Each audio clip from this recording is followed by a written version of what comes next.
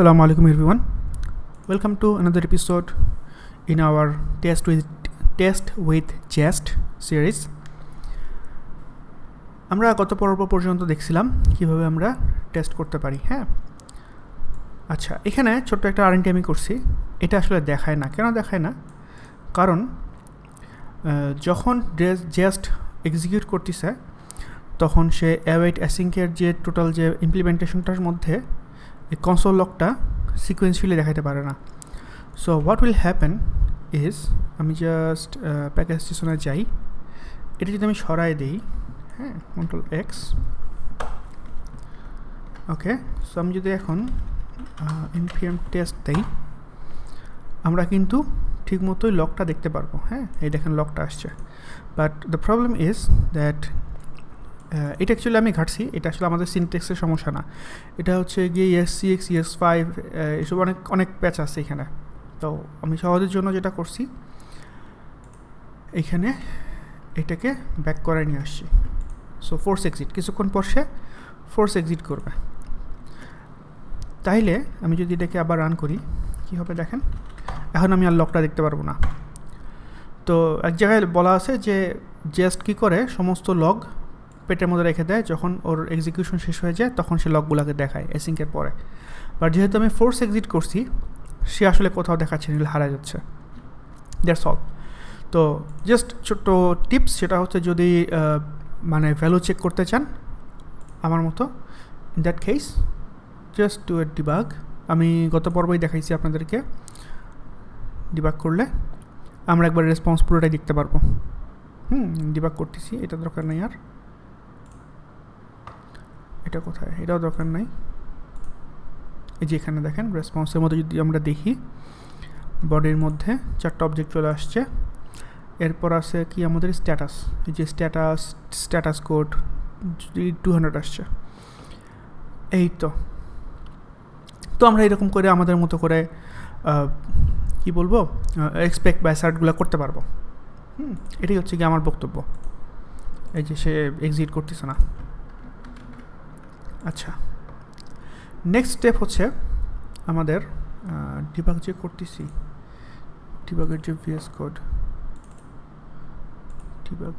VS code running band এখানে লাগবে একটা ফোর্স এক্সিট। দেখি কি হয়। ডিবাগ পয়েন্ট সবগুলা সরাই দিছি। কি বলছে?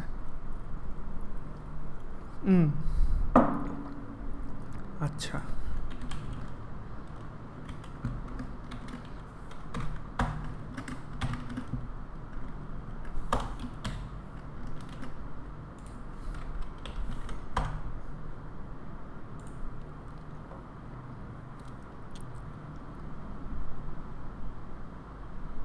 নাইস। সে সব দেখাইছে, বাট যেটা বলছি একটু আগে, এই কনসোল লক দেখায় নাই। আমি যদি এটা এখান থেকে সরাই দিই, what will happen, control X, control S, save, clear.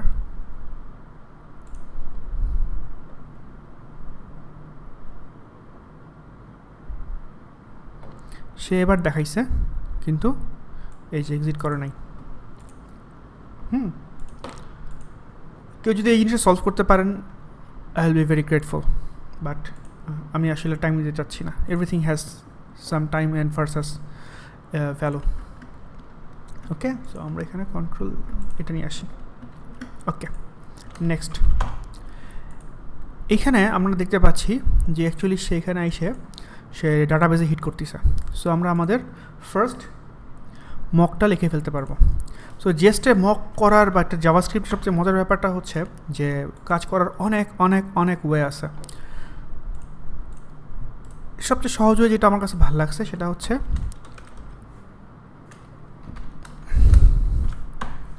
যাকে আমরা মক করব ঠিক সেই বরাবর মক্স ফোল্ডার বানায়া সেখানে আমরা একটা সেম নামে ফাইল বানাবো, এবং যে ফাংশনটাকে আমরা বা যে মডিউলটাকে আমরা ওভাররাইড করব সেটার মতো করে এখানে একটা ফাংশন লিখে দিব, ঠিক আছে?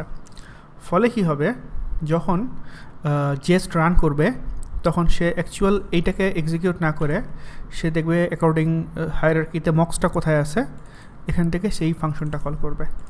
আর এই ফাংশনটা যখন কল করবে তখন যদি আমরা আবার ডাটাবেজেই কল করি, লাভটা কী হইল? So what will we do is just এখানে আমি একটা অ্যারে বানাই ফেলবো এবং এটার ফার্স্ট হবে হচ্ছে কীরকম স্কোর আইডি হচ্ছে গিয়ে দেব 1 আর আছে আমাদের কি ইউজার নেম, তাই না? ইউজার নেম হয়ে যাচ্ছে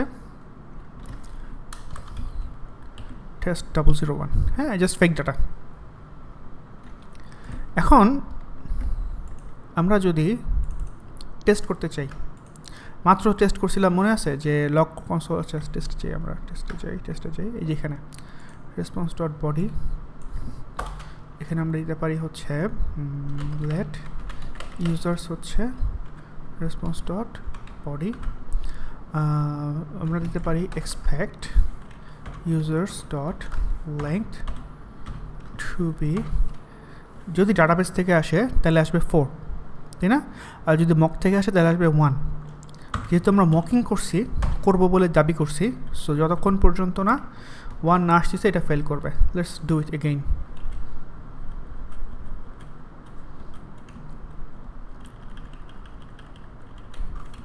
ক্লিয়ার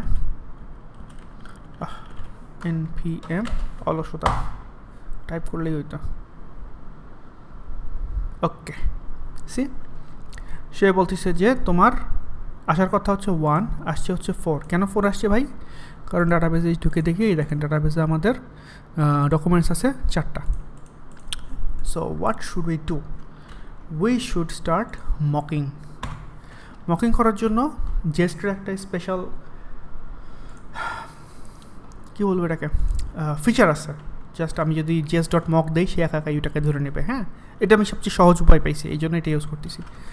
সো ফার্স্টে আমরা যে ফাংশনটাকে আমরা মক করবো সেই ফাংশনটাকে ইম্পোর্ট করতে হবে from ./source services, তারপরে আমাদের হচ্ছে user service.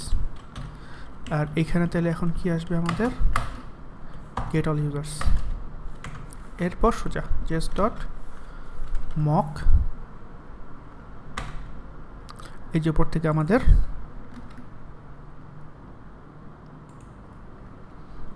Sorry not function, পুরো ফাংশনটাই এই যে এটা Ctrl+C Ctrl+V। ওকে, আচ্ছা অ্যাকচুয়ালি এটা না হলেও চলে, দেখি হয় নাকি না হয় দেখি আমরা।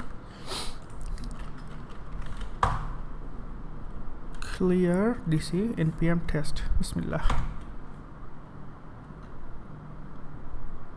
হয়েছে, তার মানে আমাদের জিনিস কাজ করছে। এটা আসলে আনা লাগে না, এটা অন্য কারণে আনছিলাম। আচ্ছা, এখন ইন্টারেস্টিংলি আমি যদি just for the testing purpose এটা সরাই দিই, _1 দিই, তাহলে কী হবে দেখেন, although it will try to find the function get all, but যেহেতু এখানে এটার নাম চেঞ্জ করে দিছি সে এটাকে নিবে না, সে আবার ডাটাবেজে হিট করবে। এই দেখেন, সি সে অন্য জায়গায় হিট করছে 500, উল্টাপাল্টা হয়ে গেছে। So it didn't work। আমরা এখানে নিয়ে আসি, এরপর দেখি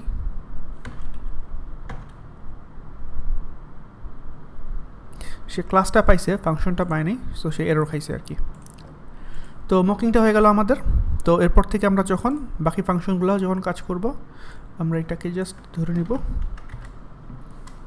ফার্স্ট মডেল ইউজার দিচ্ছি, ইউজারটাকে সেভ, এখানে এটা করব না।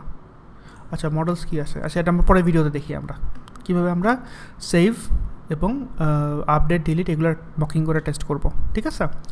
So we are almost going to the end. Thanks for watching. Assalamu alaikum.